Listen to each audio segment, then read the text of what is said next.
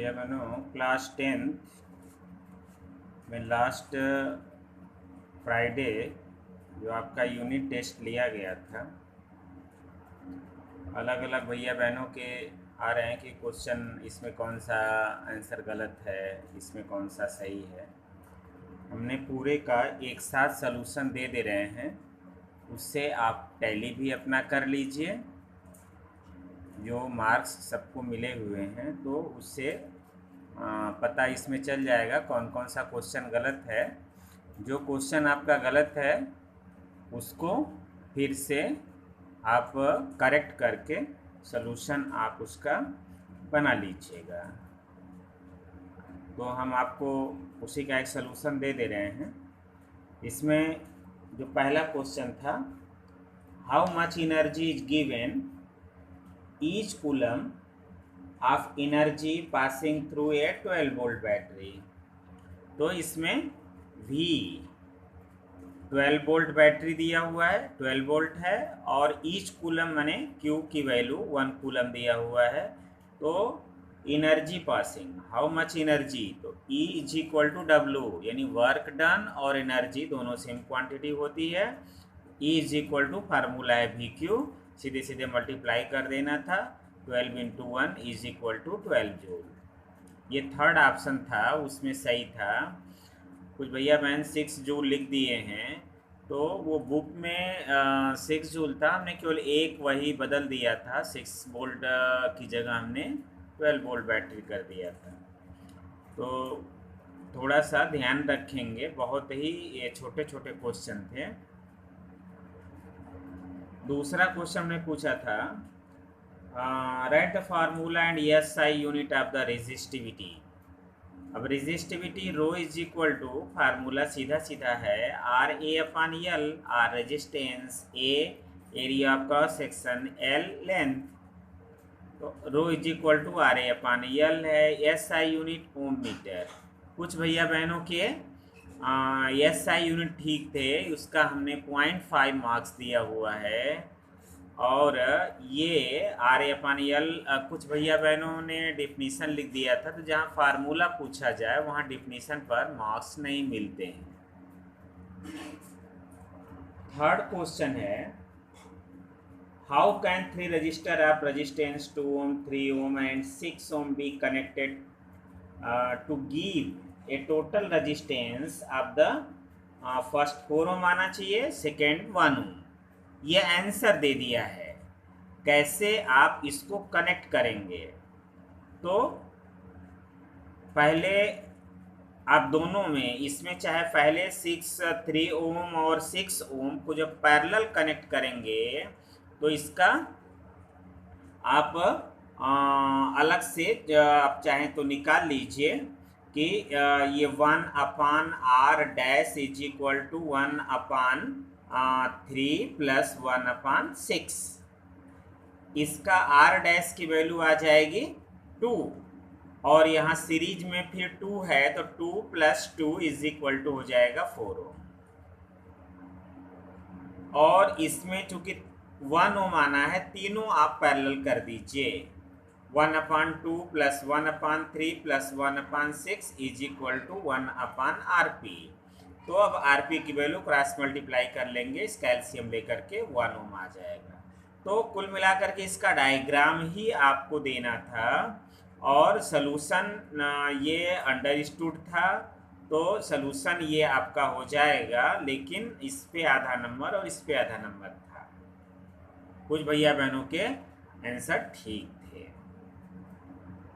चौथा क्वेश्चन है, which of the following term does not represent the electrical energy in the circuit। अब ये जो क्वेश्चन था, इसमें हमने थोड़ा सा बदल दिया था, वहाँ पर इलेक्ट्रिक पावर या जो भी बुक में रहा होगा, तो अब ये 3 फार्मूले तो उसके ऑलरेडी होते हैं, 3 फार्मूले बना सकते हैं आप उसमें। तो I²R उसका फार्मूला इलेक्ट्रिकल एनर्जी का, VIT है, V²R/T है, तो ये आई आर स्क्वायर टी जो बी ऑप्शन है, यही नॉट रिप्रेजेंट इलेक्ट्रिकल एनर्जी, यही इलेक्ट्रिकल एनर्जी को रिप्रेजेंट नहीं करता। ये गलत फार्मूला है, लेकिन इसी को छांटना है, तो इसलिए ये इसका करेक्ट आंसर है।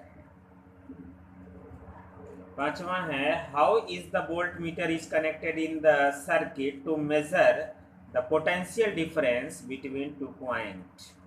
तो इसमें series, parallel, both, A and B, none of this. तो ये always voltmeter is always connected to parallel, ध्यान में रखेंगे। ये हमने आपको जोर दे करके बताया भी था वहाँ पर जब हम इसको पढ़ा रहे थे। तो ये ऑप्शन बी सही है। Question number 6, what determine the rate at which energy is delivered by a current। तो रेट एट विच एनर्जी, तो जहाँ रेट हो जाता है वही उसका पावर है, यानी ये पावर का ही डिफिनीशन है। तो ये हमने हीट, चार्ज, पावर ऐसे ऑप्शन दे रखा था, तो ये है सी पावर, ऑप्शन सी था पावर। क्वेश्चन 7 था, बहुत ही आसान। An electric bulb is connected to a 220 volt generator. The current is 1.5 ampere. What is the power of the bulb? तो पावर देखिए, इसमें potential V is equal to दिया है 220 volt, I 1.5 ampere, तो P is equal to VI, means 220 into 1.5 अभी multiply कर देंगे 330 वाट। ये ऑप्शन सही है। हमने 110, 223 इस तरह से दिया था, इसका ऑप्शन सी सही है। सीधे तो बहुत छोटा सा फार्मूला पुट करके आ जाएगा। Question number 8, how much energy in joule in 1 unit. तो ये हमने लास्ट में उसको समझाया था। 1, ये बिल्कुल उस तरह से याद भी कर लेना है। 1 unit is equal to 3.6 into 10⁻6 joule. एक क्वेश्चन यही थोड़ा हमने बड़ा क्वेश्चन दिया था। A wire of given material having length L and cross section area A has resistance R of the another wire of the same material of length is half and cross section area is double. If the resistance of first wire is 4 ohm, what is the resistance of second wire?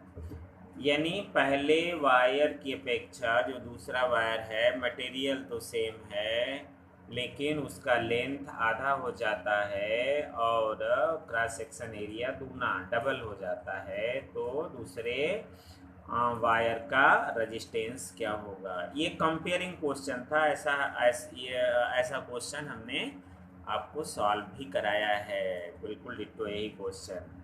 तो R is equal to rho L upon A, formula हमारा यही है। तो पहले में तो कोई changing नहीं होगी क्योंकि इसमें लेंथ और क्रॉस सेक्शन एरिया एल और ए है, ये 1 कर दीजिए। और R डैश जो दूसरा वायर है, ये रो सेम होने का अर्थ ये है सेम मटेरियल। जब मटेरियल चेंज नहीं होता है तो उसकी रेजिस्टिविटी ये कांस्टेंट होती है। तो R dash is equal to rho L upon 2 into 2A is equal to, अब ये रो एल अपॉन 4A, दोनों का रेशियो निकाल लीजिए, यानी equation 2 divided by equation 1।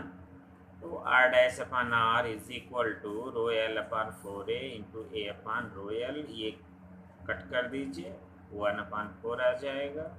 R को उठा करके राइट साइड इसको भेज दीजिए, तो R dash is equal to R/4, और R इसमें 4 ओम गिवन है फर्स्ट वायर का, तो R dash is equal to 4/4 is equal to 1 ohm. इसका डी ऑप्शन सही था। तो यही एक क्वेश्चन था जो हमने थोड़ा सा बड़ा क्वेश्चन दिया था। 10वां ये है, ये थोड़ा सा हमने इसको घुमा दिया था। Which of the following does not represent Ohm's law. अब ये ओम्स लॉ को जो रिप्रेजेंट नहीं करता है तो सीधा सीधा तो पहले ये जान लीजिए भैया बहनों कि ये v is equal to I R, यानी v directly proportional to I जो है ये उसका है। तो v is equal to I R, तो इसका माने सीधा सीधा फार्मूला है, तो उसी को बदल दीजिए। तो v upon I is equal to R, पहले में वो भी ठीक था, यह भी सेकेंड का वो थर्ड का भी ठीक है। और उसी को हमने थोड़ा सा और फिर बदल दिया था कि आई अपान भी को इधर करेंगे तो आर को इस समय इस साइड करेंगे तो 1 अपान आर हो जाएगा। R is equal to V into I, ये रॉन्ग आंसर है ओम्स लॉ का, और इसी को ढूंढना था।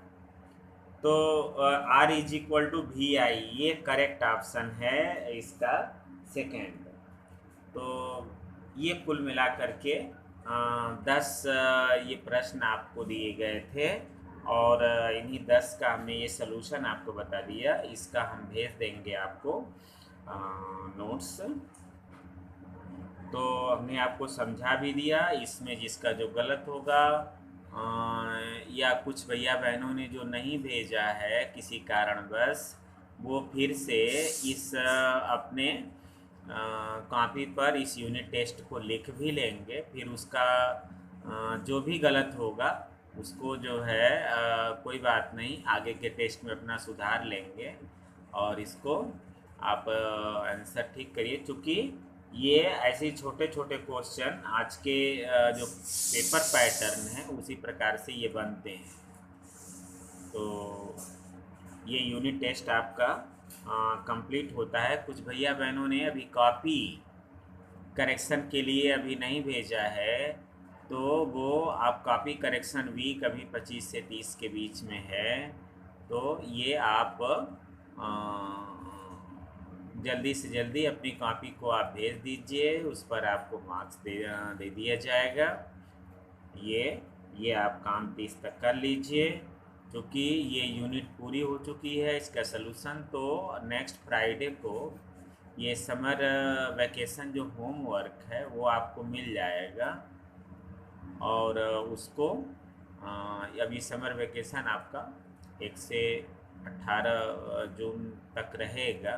उस समय अब आप अपना स्वतंत्र हैं, आप अपनी तैयारी अपने हिसाब से करेंगे, जैसा भी होगा, जो भी सब्जेक्ट कमज़ोर होंगे या जो चीज़ें नहीं पूरा होंगी, और होमवर्क करेंगे।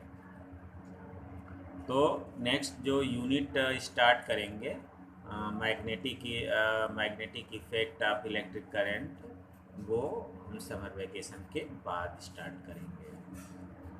तो अभी के लिए इतना ही, धन्यवाद।